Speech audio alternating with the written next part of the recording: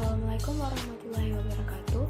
Perkenalkan, nama saya Ainun Samzah dengan stambuk S1B1200052. Saya dari kelas 1B jurusan Administrasi Bisnis Fakultas Ilmu Sosial dan Ilmu Politik. Baiklah, saya akan menjelaskan beberapa materi tentang perkembangan komunikasi manusia.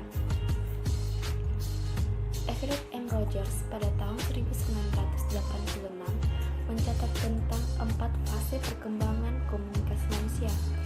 Fase-fase tersebut adalah the writing era, the printing era, telecommunication era, dan interactive communication era. Sebelum fase-fase tersebut, Rogers mengungkapkan pada masa-masa awal manusia melakukan kontak dengan sesuatu yang sangat sederhana. Gambar-gambar lukisan di gua-gua atau cave painting menunjukkan bagaimana manusia prasejarah mengekspresikan tentang apa yang terjadi dan dialaminya. Pada mulanya, lukisan-lukisan tersebut tidak beraturan, namun lama-kelamaan bentuk dan susunan gambarnya mulai menunjukkan kesinambungan. Hal ini sangat jelas bisa dilihat dari piktograf peninggalan kebudayaan Mesir yang ditemukan di makam-makam atau piramida. Oke, kita mulai di fase yang pertama. Pada the writing era, terlihat jelas bahwa era komunikasi dimulai dengan tulisan yang mulai bisa dipahami yang dipelopori oleh bangsa Sumeria. Hal ini dikembangkan lebih jauh saat ditemukannya mesin cetak oleh Gutenberg.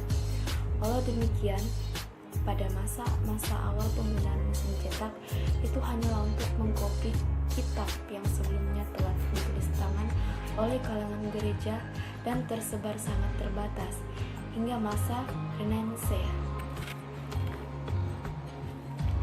Kemudian di fase yang kedua, the printing era, Rogers memaparkan bahwa fase ini komunikasi manusia lebih maju dengan memanfaatkan teknologi cetak. Pada mulanya, kemunculan bahan cetak ini berawal dari Cina dengan ditemukannya bahan baku pembuatan kertas. Selanjutnya, teknologi pencetakan mulai berkembang dari Cina, kemudian Korea, hingga akhirnya ke Jerman dengan ditemukannya mesin cetak.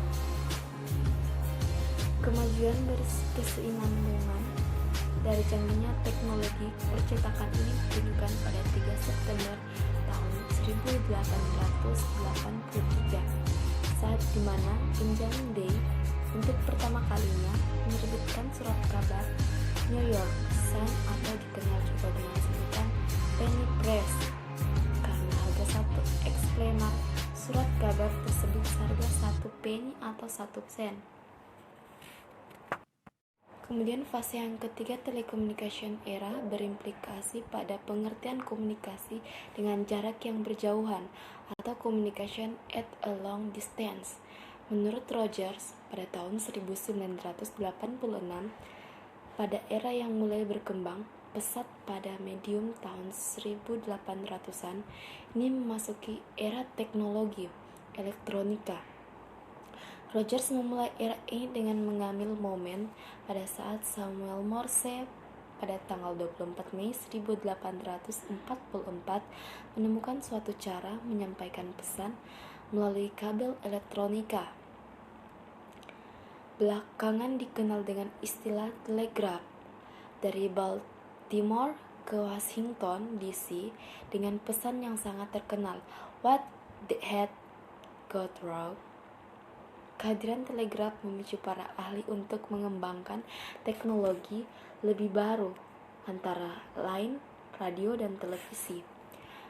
Oke, dalam buku Introduction to Radio and Television, Onong Unchat Effendi pada tahun 2003 dijelaskan perkembangan radio dimulai oleh penemuan rumusan-rumusan yang diduga mewujudkan gelombang elektromagnetis, yaitu gelombang yang digunakan oleh siaran radio maupun televisi. Selanjutnya di Amerika Serikat, Dr. Lee De Forest mengembangkan penemuan tabung lampu vakum atau vacuum tube yang memungkinkan suara dapat didengarkan dalam studio eksperimen miliknya. Kemunculan televisi di Amerika Serikat pada awal tahun 1939 ketika berlangsung World Fair di New York, dan pada tahun 1946 saat Perserikatan Bangsa-Bangsa atau PBB melakukan rapat pertamanya di gedung perguruan tinggi Hunter. Di kota yang sama mulailah perlombaan teknologi audio visual itu mengajar ke negara-negara lainnya, terutama di negara Inggris dan Jerman, yang pertama kali menemukan televisi berwarna.